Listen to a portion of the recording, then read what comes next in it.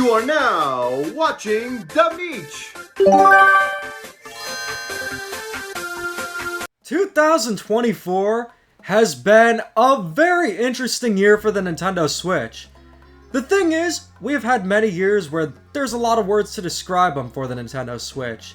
2017, legendary. 2023, wonderful! 2018, is there anything besides Smash? 2022, yeah, we already know how that went. But this year, it's just so interesting that it's hard to describe for many reasons.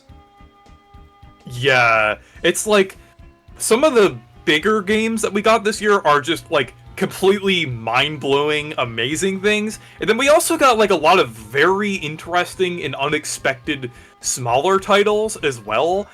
And a lot of things in between. It's just fascinating. I feel like probably the closest year to describe or compare to this one is probably 2021, I would say. Because I thought 2021 was a good year, but that was also kind of an interesting year for a lot of reasons, and had like, I think one comparison is that like both this year and that year had a lot of like series come back that we didn't see in quite a while.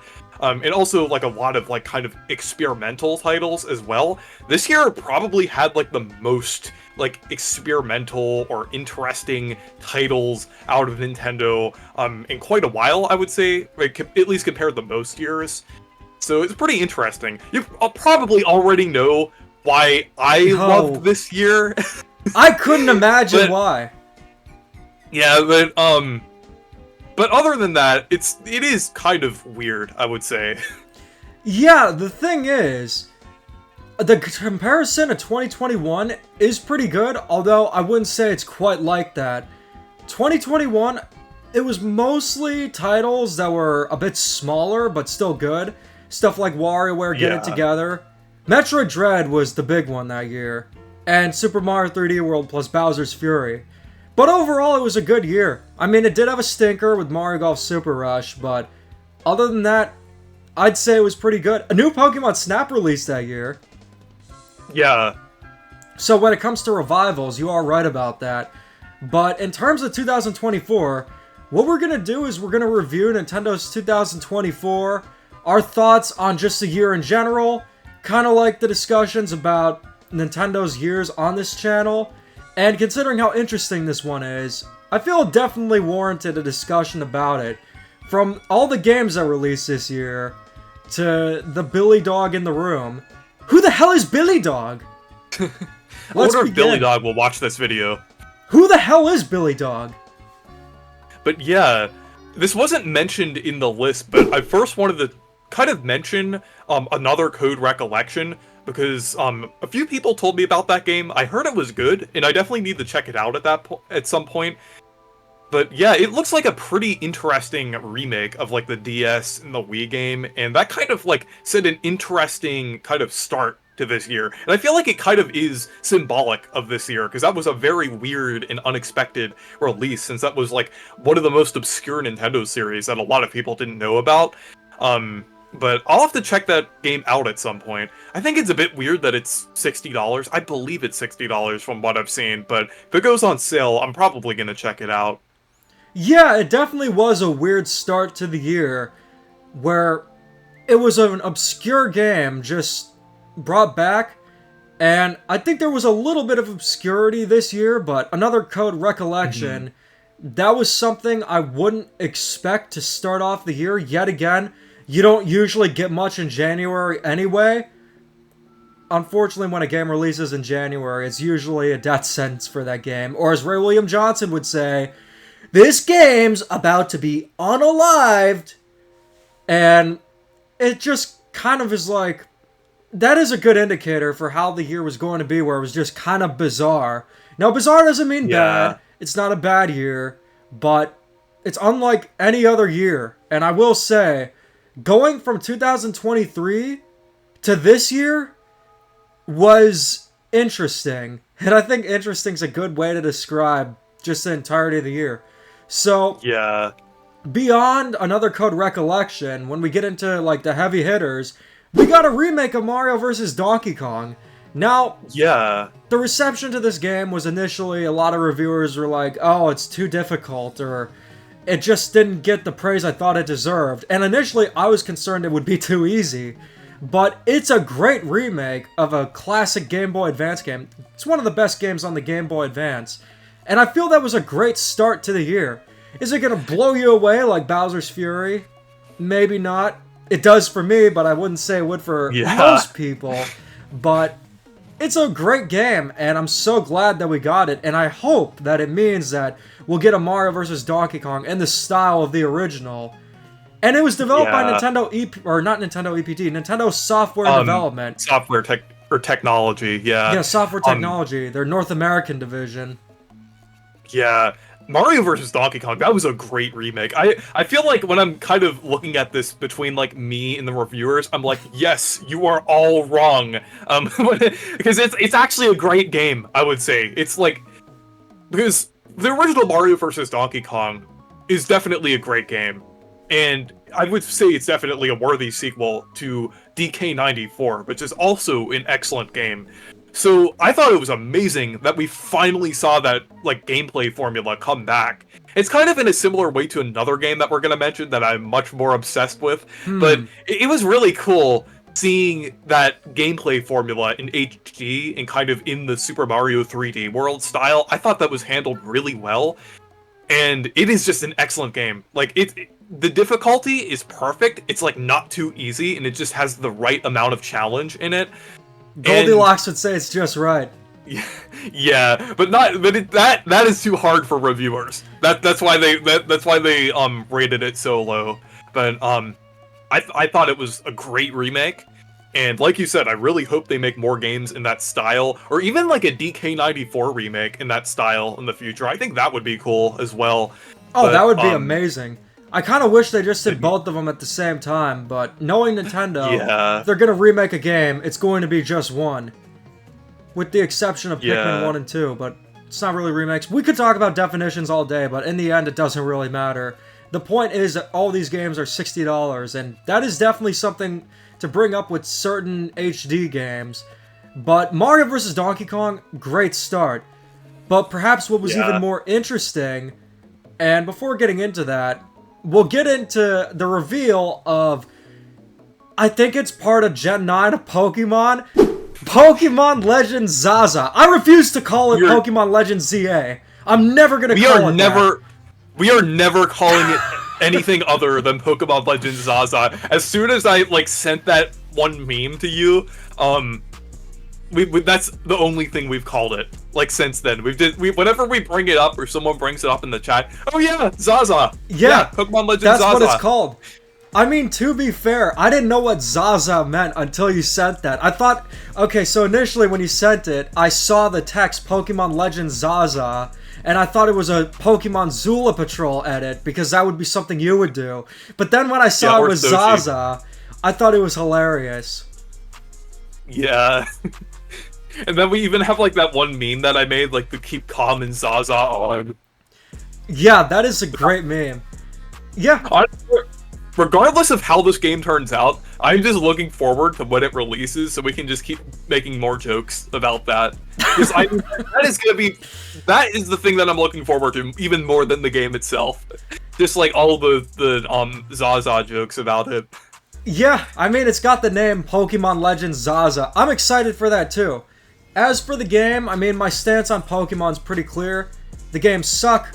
There's nothing new I can say about them. I don't know if it's going to get better. I don't think it will. So I've given up on the series, but hey, if it turns out to be good, that's cool. Maybe it'll get me back into the series, maybe it won't. It'll be a pleasant surprise, but at the end of the day, if Zygarde is smoking a doobie, that's all that matters. And maybe it'd be peak gaming if that happens, but I don't know. I just care about the name. Legend Zaza. Yeah. Smoking Zaza in the reef. Just like Glorb. But, yeah.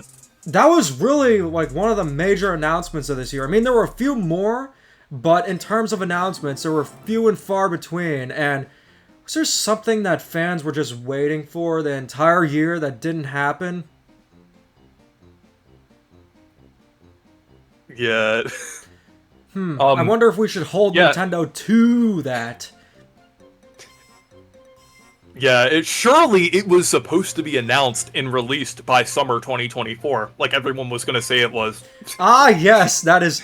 See, those channels that make all the videos about the Nintendo Switch 2, they obviously have such merit. Just because their uncles, grandpas, Goldfish, who's removed twice, works at Nintendo. If you say it enough times, it'll come true. He was right! Well, he was right about Metroid Prime Remastered, and he's not even the one making these leaks. Okay, all leakers, except for formerly Pioro and Jeffy, I don't trust them. But that'll change towards the end of the year. But what I was referring to that's more interesting than Zaza is Princess Peach Showtime, which is a game that I'm sure a lot of you have forgotten about.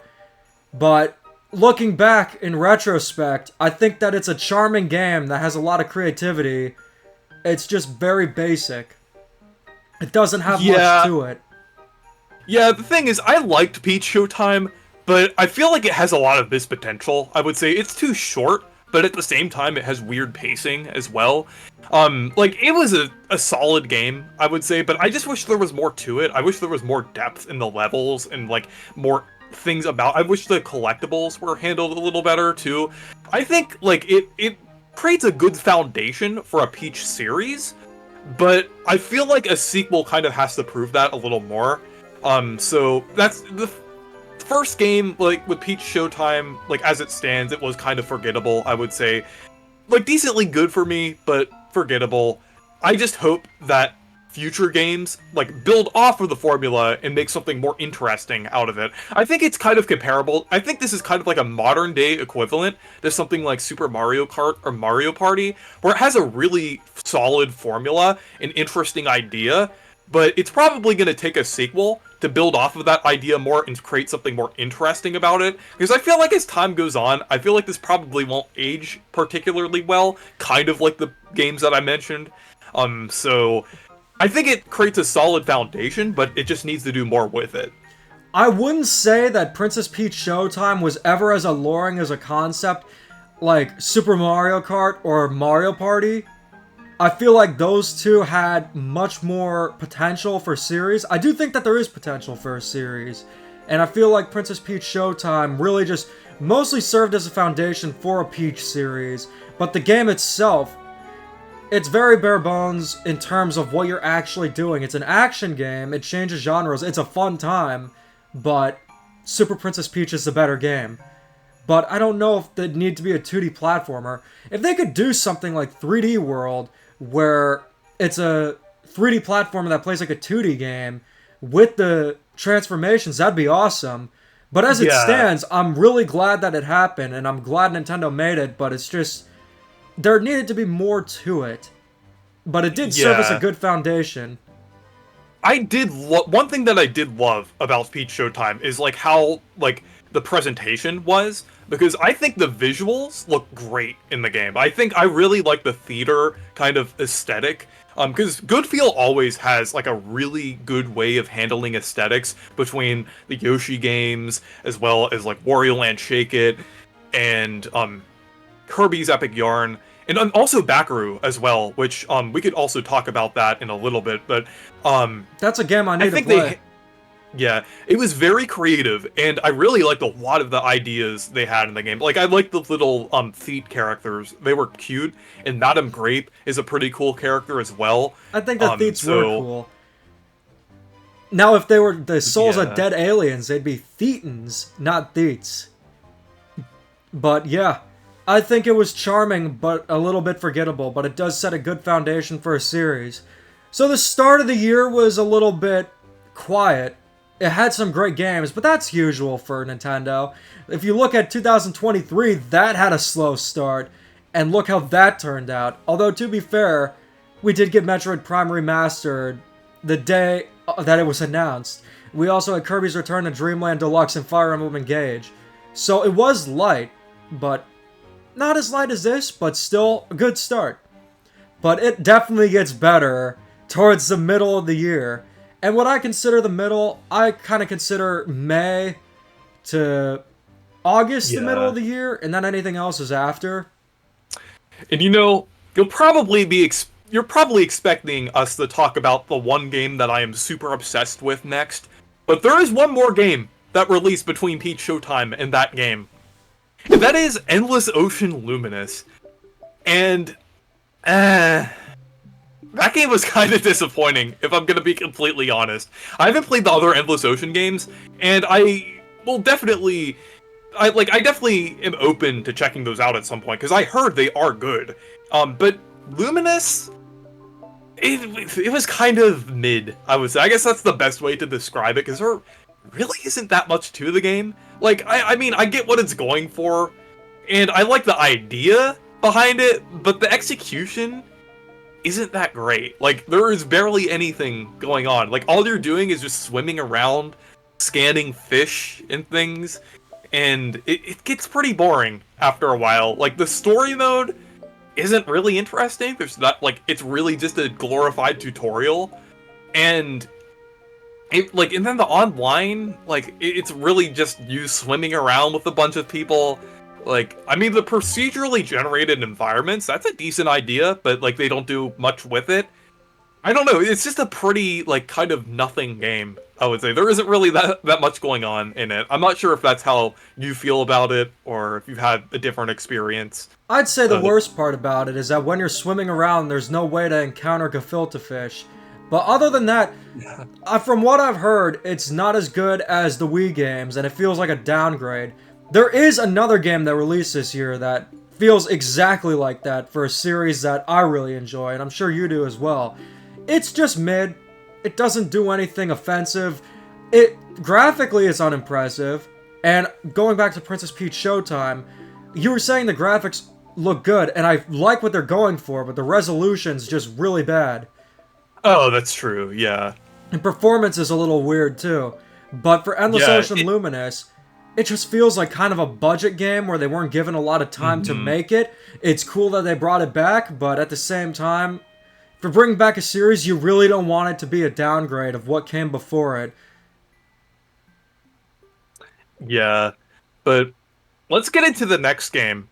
And that is the remake of Paper Mario Sticker Star.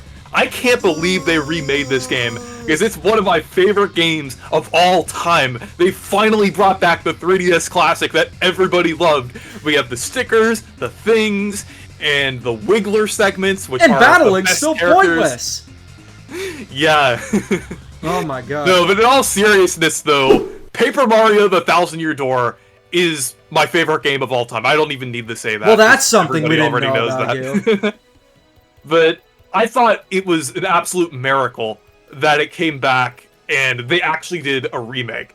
And I feel like it was definitely the perfect way of going about a Thousand-Year Door remake, because they kept the character designs intact, the art style looked very nice, and they blended like the storybook art style very well with the papercraft style without it looking jarring or anything. They took the best elements of Color Splash and Origami King and kind of mixed that with the classic Paper Mario style.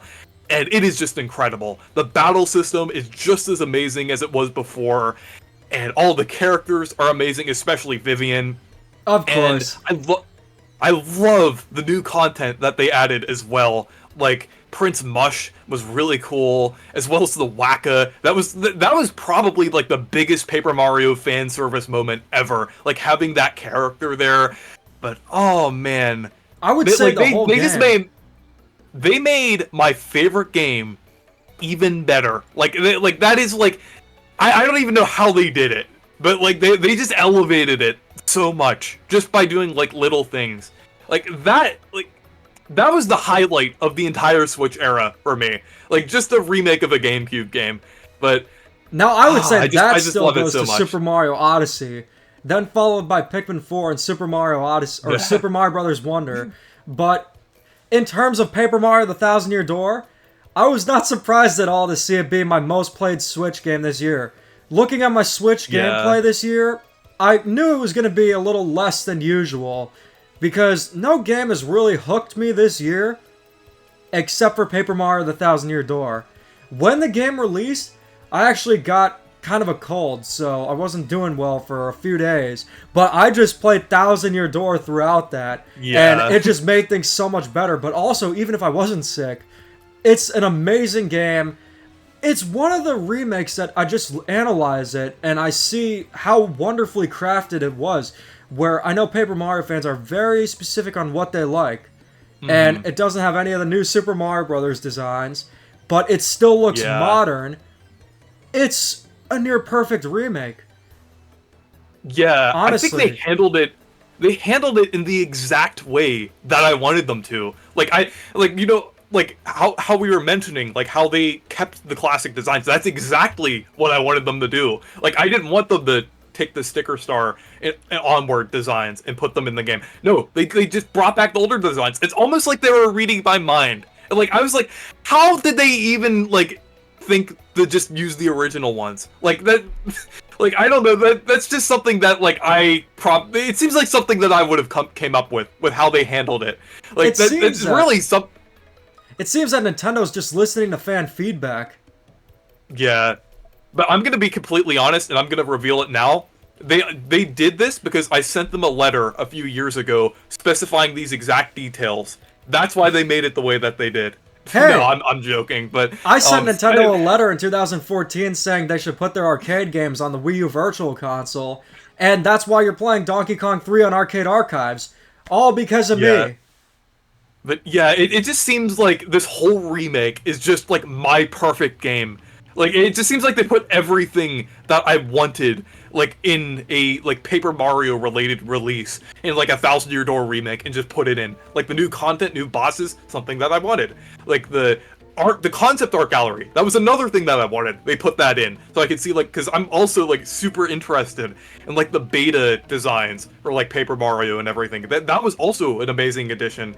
But yeah, it's like it just seems like the perfect remake. They did like everything that I basically wanted them to do here, except for the Luigi side story. That's like the only thing that they didn't do. But I can understand that because like it already is a pretty content-packed game, so I can understand why like the only big additions are like bosses and concept art and stuff like that. That's understandable because they already put a ton of effort. Yeah, the whole game's remade. It's not a simple upscale. That's another game. And it was even confirmed in the data of the game, in like the files and everything, that it's actually running on the same engine as Origami King, which is really cool. I really like the fact that they took that modern engine and fully adapted the classic Paper Mario style in that engine. I feel like that sets a great example for future Paper Mario games, because they adapted that like the modern engine to have that style work with it. So now they can kind of build off of it and make like true successors to 64 and Thousand Year Door, but with like elements from like Origami King and like visual stuff like that. So for sure. I think that's pretty cool. Origami King, I don't think it was a bad game at all. I think it was pretty good, but it does not compare to Paper Mario: The Thousand Year Door. Now, I'm pretty sure we can just say confidently that was the highlight of 2024, and I feel like that would be for most people. That along with Zelda, I think those two would be the highlights. But yeah, it was a major surprise when it was revealed in 2023, and the remake, it's near perfection. It's one of the best remakes I've ever played, and it's easily one of the best Mario games on the Switch and one of the best Mario games of all time. One of the greatest games of all time. Yeah, and I couldn't be happy personal with favorite.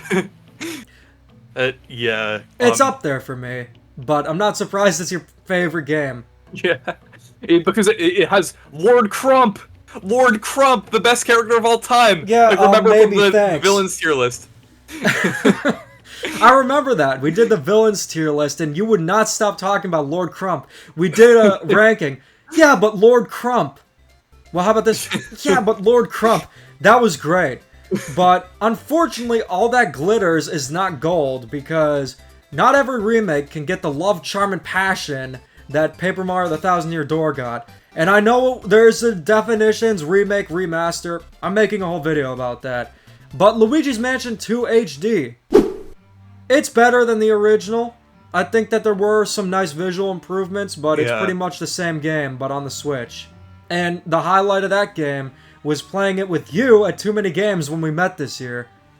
Yeah, that was fun. I'm glad they still kept, like, everything was still intact, which was good. Like, the Scare Scraper. I actually think it's more fun than the one in Luigi's Mansion 3. I don't know, it's something about it. Oh, like, I think it is too.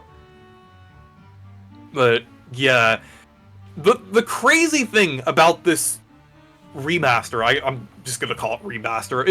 It actually barely a remaster. I guess it's more like a port. But, the thing about this port is that it doesn't even run as well as it did on the... Well, it looks better than it did on the 3DS, but it doesn't even run as well, because it was 30 FPS, which is insane for a game that's $60 and has barely any changes from the 3DS Here's the version. thing, though.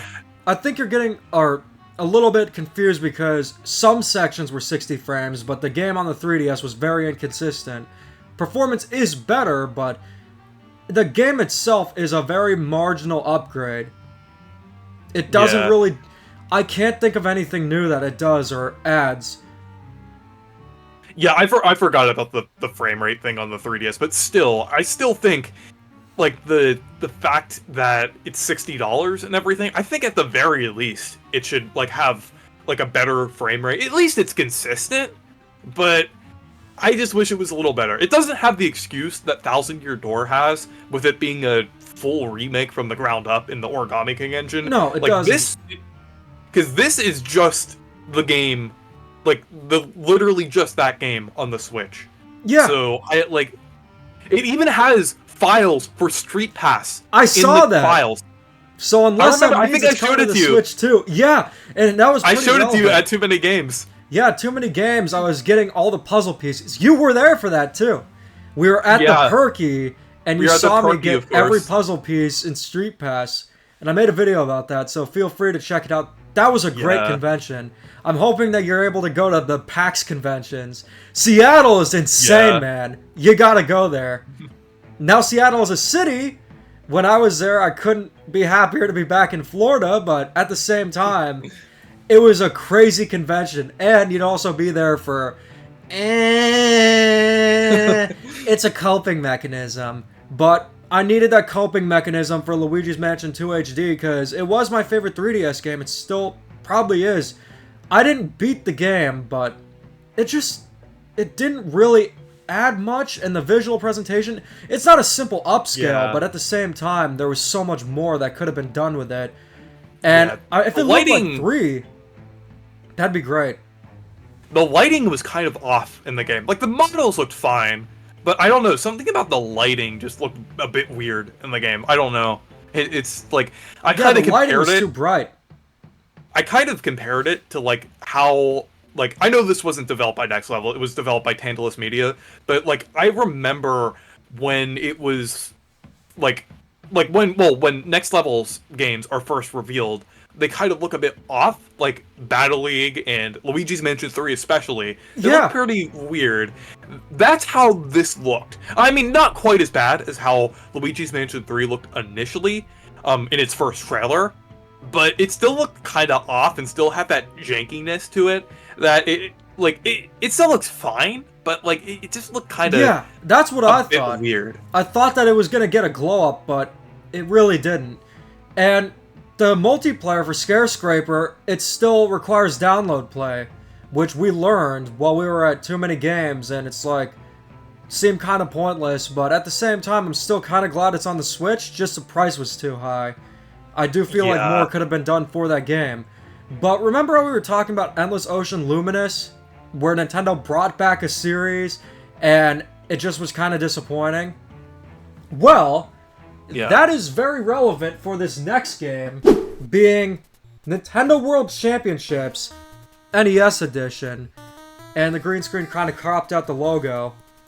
Why is there a label? It's supposed to be a cheap sticker glued on with Elmer's glue, but it's kind of is like NES Remix, where it appears to be a sort of game like that, but it's just speedrunning challenges. I just saw it as a quick cash grab for the collector's edition, and that's really it. You know, the thing is, I still thought it was kind of fun. Like, I still had some fun with it, like, playing around with it for a little while. Like, I mean, it's nothing mind-blowing. It's like, I wouldn't say it's as disappointing as Endless Ocean, because Endless Ocean was, sure. I feel like it had like more going for that series. But like, yeah, I don't know. It's all right. Like I had a good time with it. And I like the collector's edition. I actually thought that was kind of cool. But, yeah, the collector's edition was awesome. I do think they should have done more with it. Like bring back like I think they should have had a better game selection there, and also bring back like the remix levels as well. Those would have been pretty cool. But I guess that's not what they were going for. They did have like a multiplayer thing, which was pretty interesting. And they have like this ghost data that you could like play against online. That was cool, but I do wish they would have done a bit more with it. But I guess, like, since this is, like, a budget title, they didn't really think about that and just kind of released it for, like, the collector's edition and things. But my weird thing about this game is how they just, like, revealed it randomly and just, like, randomly just released it during the summer. This was, like, one of the weirdest Nintendo releases. I mean, I guess the next one is also going to be pretty weird as well with definitely. how they revealed and released it. But, like... Still, I don't know, this just kind of came out of nowhere. Like, the fact that it had a collector's edition with it, I don't know, it was just so random, I would say. It just seemed like it was something Nintendo came up with to... I don't know, it just seemed like kind of a weird NES Classic thing where they didn't have a new system on the horizon until next year and they wanted something nostalgic, but... The thing is, NES games nowadays are pretty much like Atari games were in 2016. That are ancient! I don't know how many people are still playing NES games and thoroughly enjoying them. I mean, there are some of them that I like to play, but the nostalgia, where it's at now, is GameCube and Wii. That's the generation that's nostalgic now. NES is ancient! So, yeah, they just took the fossil out of the museum. Though the one thing interesting about this game is that it is called NES Edition, meaning that in the future they might do it for more consoles, like the SNES, Game Boy, Nintendo 64, different things like that. I think it's safe to assume that they're at least going to do most of the consoles that are on Nintendo Switch Online, so I think it would be cool at some point if we got like a Nintendo 64 version of it. That'd be a lot cooler. Probably why I would be pretty excited for that, for one of the games that they'd include in that. Bandy would be excited too, because it's Nintendo 64. And as Sir Musty said, Bandy, Jontron, and Peanut Butter Gamer tricked an entire generation into believing that Nintendo 64 was good. Although I will say the Nintendo 64 is not one of my favorite Nintendo consoles. But a collection like that would be cool, where it's a collection of challenges. I'd be down for that. Yeah. Nintendo 64, I mostly go back to that for Paper Mario, of course, and Mario Party 3. I literally just go back for the Rareware games and Paper Mario, and that's kind of it. But yeah, it's just like, it felt like just a collector's edition. Just sell the collector's edition. I wonder how Pat the NES Punk feels about it. We actually met him at Too Many Games. That was cool. Oh yeah. He was very nice. Yeah. But moving on, I kind of want to talk about this next game a little bit, but we're getting towards the end of the year here, and things definitely get more interesting, and we definitely have more heavy hitters with this part. But before we get into those heavy hitters, I wanted to talk about one game that really surprised me, and that is Emio.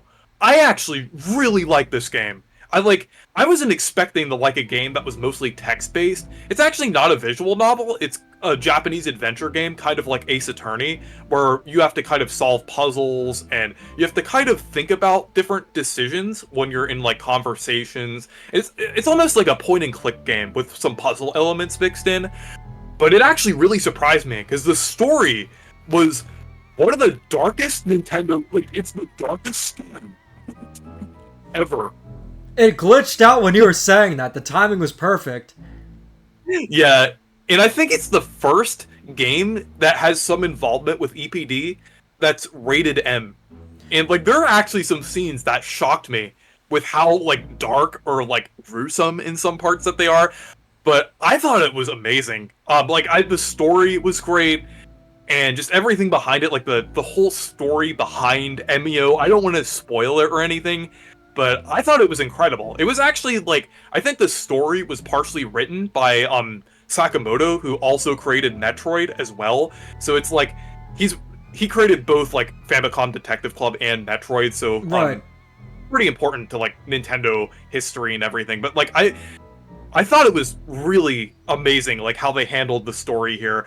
And the visuals in Emio also looked really good as well. I really liked the 2D artwork that they used for it. I thought that looked really good, how they handled it and everything. And there was also, like, I'm not gonna spoil where this is, but there's actually a cutscene in the game that's actually quite long. It's like 15 or 20 minutes long from what I remember.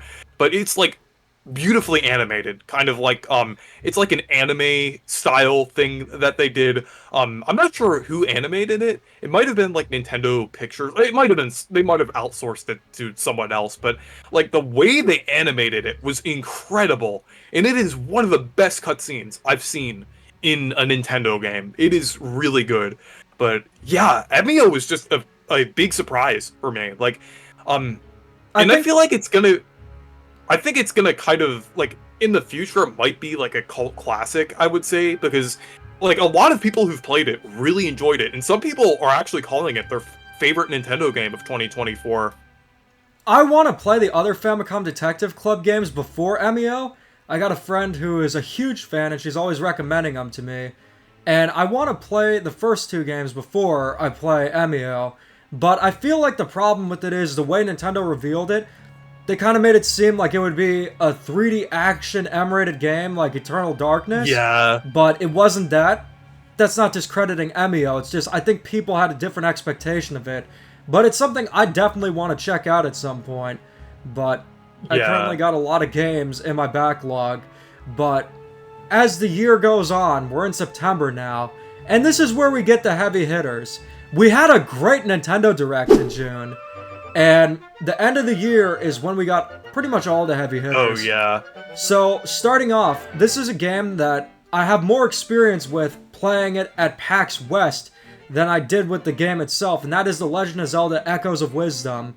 I had a blast playing it at PAX West, but unfortunately, it was starting to be hurricane season when it released here, and, you know, that was on my mind, and I was working a full-time job that just... I was working a lot of hours there, and I just didn't have the time to play it, but I really enjoyed what I played. I thought it was really creative, having a Zelda game where you play as Zelda, and being able to create things. Kind of remind me of Scribblenauts in a way, but it's a game I definitely want to go back to, but I haven't experienced that much of, but it's one of my favorite memories of PAX West. It was super cool playing the demo before anyone else did. That was awesome. Yeah.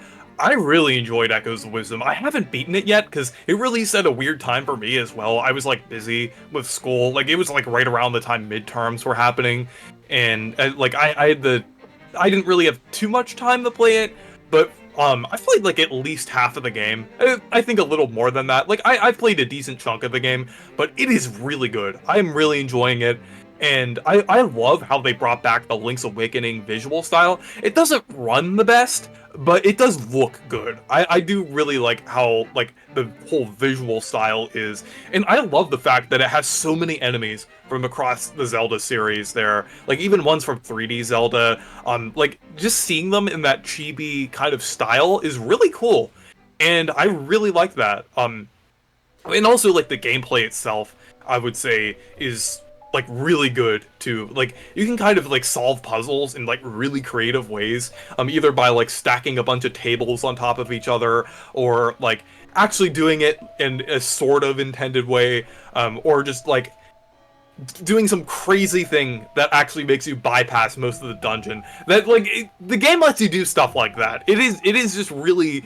fun to, like, experiment around with stuff. It almost kind of reminds me of Super Mario Odyssey in a way, where, like, the captures are kind of, like, I feel like the echoes in this game are kind of, like how the capture, like, in Odyssey, the captures kind of emulated some power-ups in some areas. Yeah. And here, the echoes kind of felt like certain items in other Zelda games, or at least for some of them. Yeah, it's definitely a game I'm looking forward to going back to. But fortunately, there was a game I was able to play at launch, and that was Super Mario Party Jamboree. All I'll say is this, ND Cube, you finally did it. You made a good Mario Party that's not a remake. It's a great game. With Mario Party, I'm more casual when it comes to it. Definitely more of a Mario Kart 3D Mario guy. Even Mario RPGs. Mario Party just never really resonated with me that much, and I pretty much exclusively play it in multiplayer. But all the rounds of Super Mario RPG, well, that's Super Mario RPG, Super Mario Party Jamboree that I played, all the times I played it, Riders DX and I, when he was in Florida, we played it until, I would say, 4 in the morning. It was pretty crazy. And he had a flight the day after, or the day of, in the morning, which was crazy. So we didn't get any sleep. And then I did the stream with Aqua Twist, the Collective Gaming, and, of course, Plane Rock, and that was really fun. So, it's a great Mario Party game. The only problem is that the minigame variety is if you're just using the Pro Controller. It's not that good, but still, it's a good time. It's a great time. It looks great. Kevin Afghani does great as all the characters. And I feel like it's a fitting end for the Mario Party era on the Switch. I feel like they finally learned after 12 years. I have a little more to say about like the Mario Party comparison side of things, since I actually am decently into Mario Party, I would say, because I've played all of the mainline console games, and it is incredible. I would say it's my new favorite Mario Party game.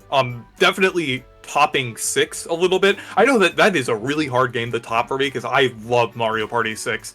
And 3 was amazing too. And I would also say top that game as well. Just so many elements of Jamboree were amazing. Like, I feel like it's the perfect adaptation of classic Mario Party in the modern style. I'm so glad that ND Cube finally got it. Like, I think Superstars was definitely a necessary kind of thing for them to do to kind of get used to this formula again. I know there were people from Hudson Soft that were at ND Cube, but I do feel like there are a decent amount of new people there as well, because I know some people are arguing like, oh, Mario Party was just going in a different direction. But no, I think there were a few people that were like new to like ND Cube that weren't at Hudson before, even though there were some people from Hudson before, but they still needed something to get them back on track. And I am glad they are back now.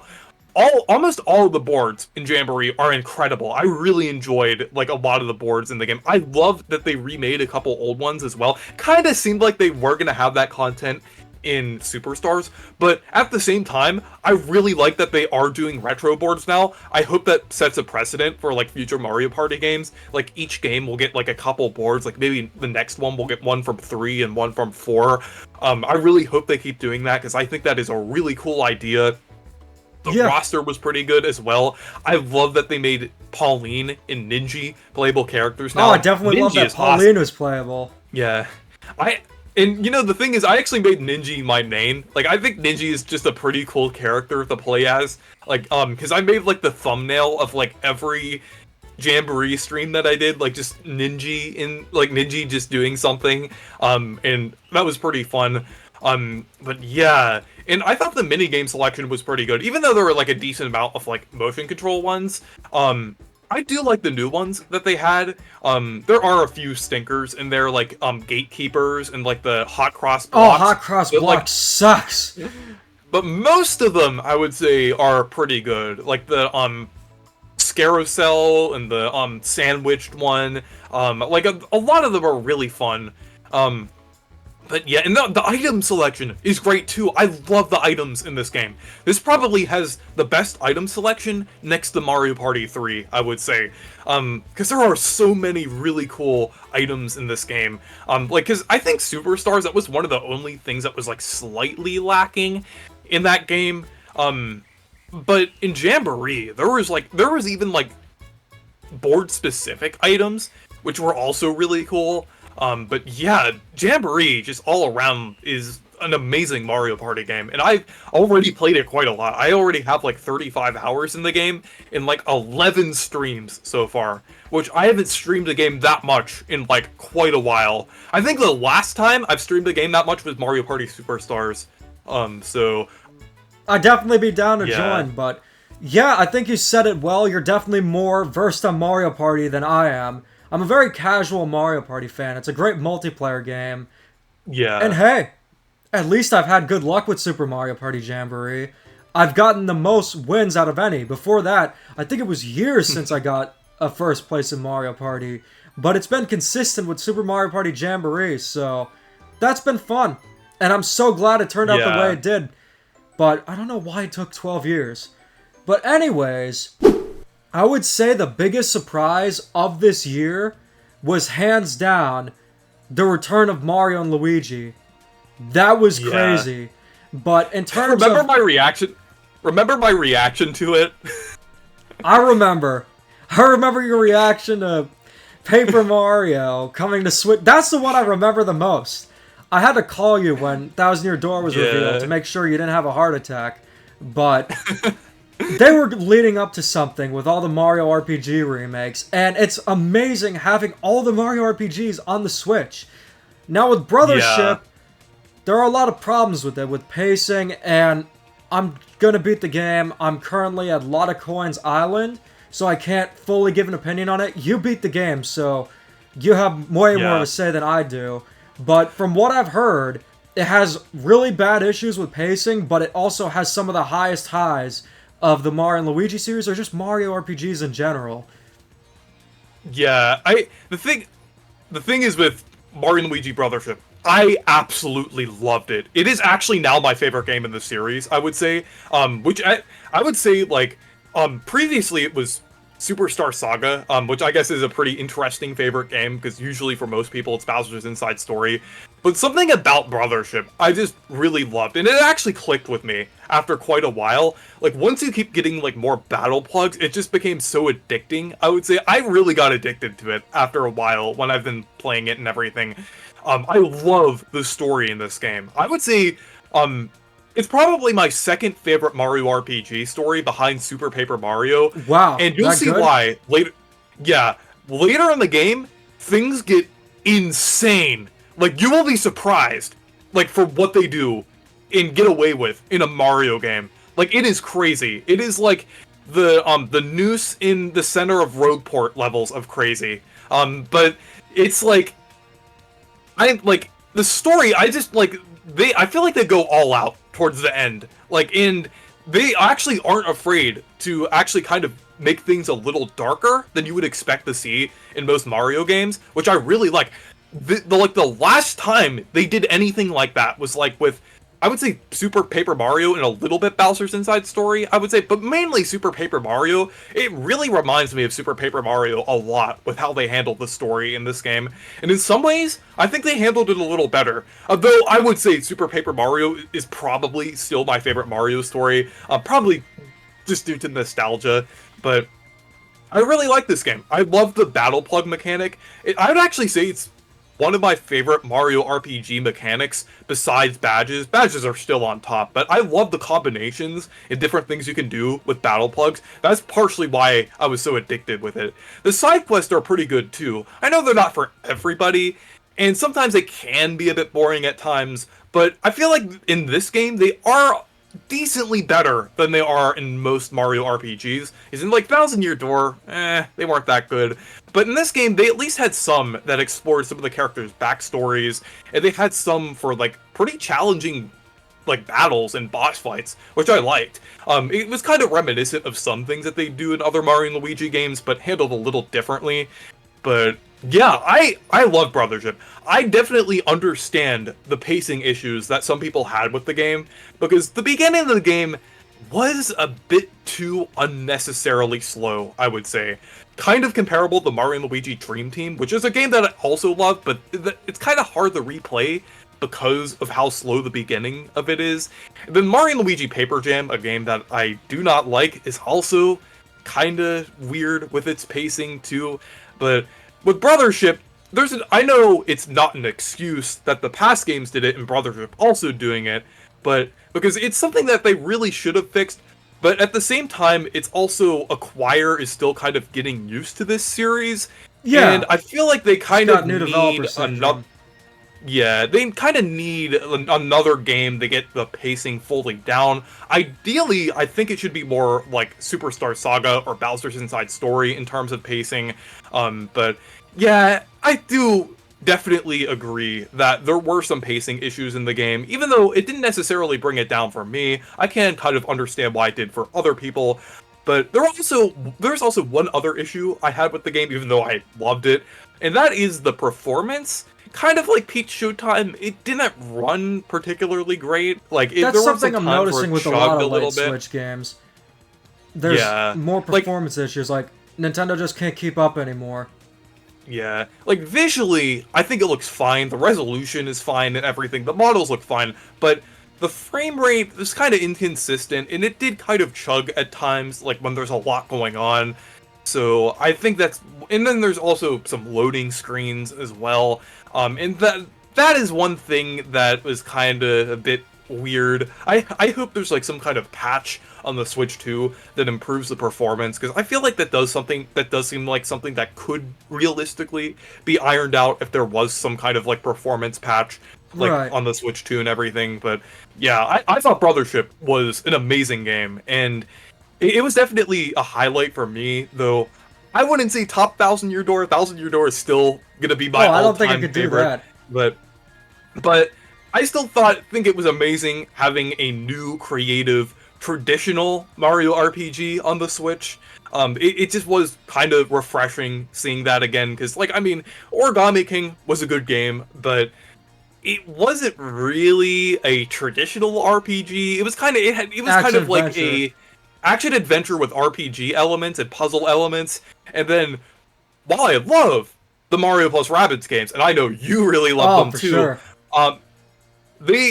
they were amazing, but they didn't quite scratch that itch for a traditional RPG that I was totally like get that. kind of waiting for. But Brothership kind of finally satisfied that for me. It, like, at least in terms of like a brand new Mario RPG, I would say, because it's been like quite a while since like the last like fully traditional Mario RPG. I know Paper Jam technically I guess was like the last, but in terms of ones that I actually care about, I guess it's Dream Team. Yeah, I will say I am intimidated by how long the game is and the pacing of it, but it's something I'm definitely going to play more of. I've been playing more of it now, so hopefully by the end of the year I'll beat the game. But as we wrap things up, I would like to talk about Nintendo's big, huge, amazing hardware reveal of this year being Alarmo. No, this was never going to replace the Nintendo Switch 2. I think it's a novelty Nintendo came up with. It's expensive as hell. It's kind of neat, but yeah, I don't have much of an opinion on it. Yeah, I mean, maybe when it, like, I don't know, it's just weird with the price. I guess that's because, like, a lot of other, like, smart alarms are, like, weirdly expensive, too. Because that's no excuse for it, but, like, it's still kind of weird that it's, like, $100. Like, the thing is, like, it's cool. It's cool, don't get me wrong, it's cool, but it still looks like a toy, kind of. It's and a it's novelty. $100 for it. It's yeah, but, it's not even something like Mario Kart Live Home Circuit, where, yeah, it's expensive, but there's still technology, like, it's hard to explain. I mean, yeah, there's technology with Alarmo, but one of them's a full-on game, the other's just an alarm clock. And it's a cool alarm clock, but that's kind of it. The Nintendo Music app, I think that's a cool thing. I never really use it because I just use YouTube to listen to music. Yeah. The thing is with Nintendo Music, it's weird. Like, they only add one soundtrack per week, which I think is kind of a slow drip feed for something like this. When Spotify, you just get like access to like millions of stuff. But like Nintendo Music is just like, we'll add Brain Age this week. But yeah, it's like, I don't know. I think it's the same way I feel about Switch Online. Like I just stopped waiting and like, okay, got myself a retro handheld. I don't care. Whenever they announce the games, it's just like I'm already playing them on my retro handhelds. I don't want to wait. I just want to have it my way, like Burger King. The thing is with Nintendo Music, I think I think, like you said, it's gonna be like Nintendo Switch Online in like a lot of regards, where like right now it's just kind of like something that you don't really care about. But like in a couple of years, Switch Online's definitely gotten better though. Yeah, I feel like in a couple years, Nintendo Music will probably be a lot better with its selection, because we'll get like by then there will be like a couple hundred games on there, but as it stands now, it's that, I don't really care about it that much. When they add Thousand Year Door, I'll listen to it, but until then, I don't really care for now, but, yeah. And I also wanted to discuss like a few other things as well, like that were on the Switch this year in terms of like third-party games and indie games this year, because there were a lot of great things. Like I played like Bakaru, which was previously a like Japanese only game developed by Goodfeel, but they finally localized it earlier this year, and it is incredible.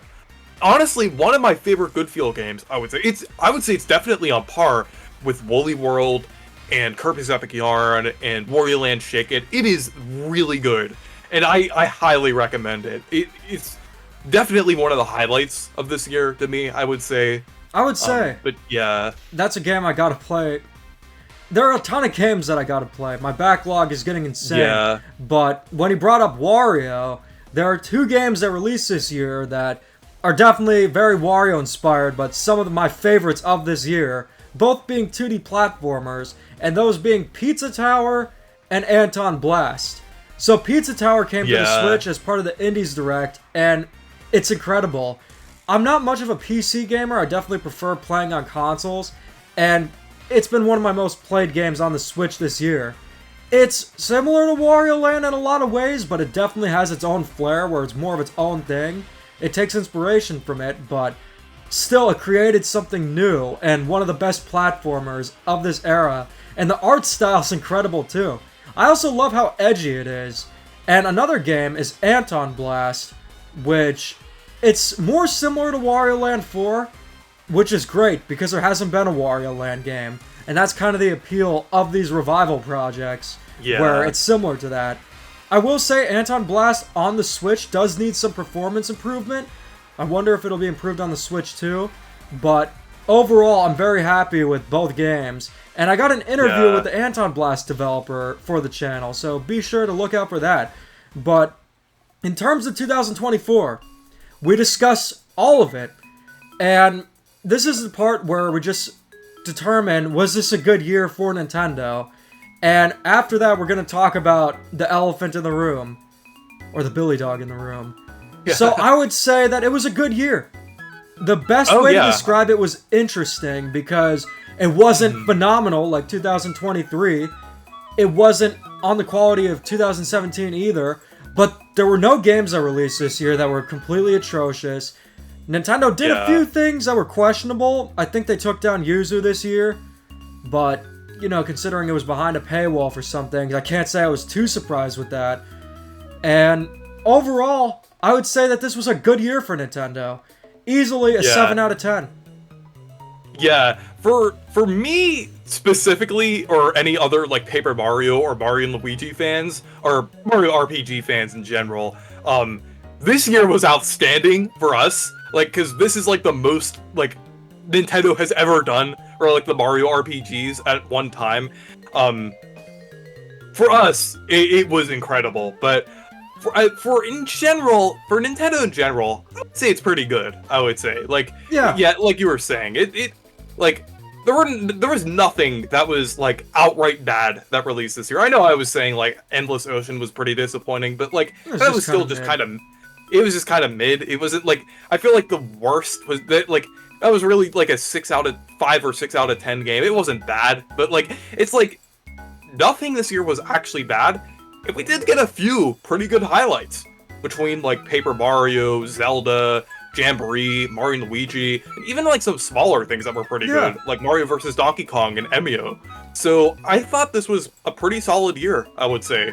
I would say, with the exception of Paper Mario: The Thousand Year Door, and maybe a little bit of Mario vs. Donkey Kong, because I love the series, nothing like outstanding or revolutionary released this year. Maybe Super Mario Party Jamboree. I think Zelda could be that. Like I said, I need to play more of it, but it wasn't like 2017 where you had all kinds of games that were pushing boundaries, or even 2023. It was just more laid back, but in terms of it being the final year for a system, it breaks the scale. It goes beyond 10 out of 10. Because assuming that this is the last year for the Nintendo Switch, look at the last year for the Wii U, 2016. The best game on the Wii U that year was Mario and Sonic at the Rio 2016 Olympic Games. It was miserable. There was nothing. And yeah, there were some 3DS games to keep you entertained, but hey, considering that we're at the end of an era, it's good that Nintendo released so many games to entertain us while we're waiting for the next generation to start. Which brings us to the final topic. Nintendo Switch 2 is pretty much confirmed for next year. The leaks, it's pretty much confirmed. It's going to be very similar to the Switch. And I'm just excited to see the new generation. But when do you think it's going to start? I think that Nintendo will probably do something in January, because considering that the leaks have already happened, and, I mean, case manufacturers are leaking it out, it's pretty intimate, or it's going to happen soon. Yeah, I'm predicting it's probably going to release around May. I'm thinking that kind of seemed like from reveal to release, that seems like the most realistic. I think April is too early. March is like super early. That's out of the question. That's like, I don't know. Like I feel like they could do that. That's like the second kind of weirdest type of release after the Sega Saturn, how that was released, the Sega Saturn and everything. But well, that was released on the same day. But I will say, it wouldn't be too far-fetched for it to be revealed 2 months before. We're not in the era where a game system needs to be revealed years in advance before. Nowadays, with social media and how much information goes around, you don't really need to do that. Like, just 2 months. I think that Nintendo could release it in March, but I definitely could see it coming later. But the only reason why I don't think it's going to release in March is because they already have a game planned to release in, unless they make this game a launch title and have a Switch 2 version, and that is Xenoblade X Definitive Edition. Though, now that I'm thinking about it, that actually kind of makes sense as like a launch title, because that's like one of Nintendo's biggest games ever. It's actually bigger than Breath of the Wild.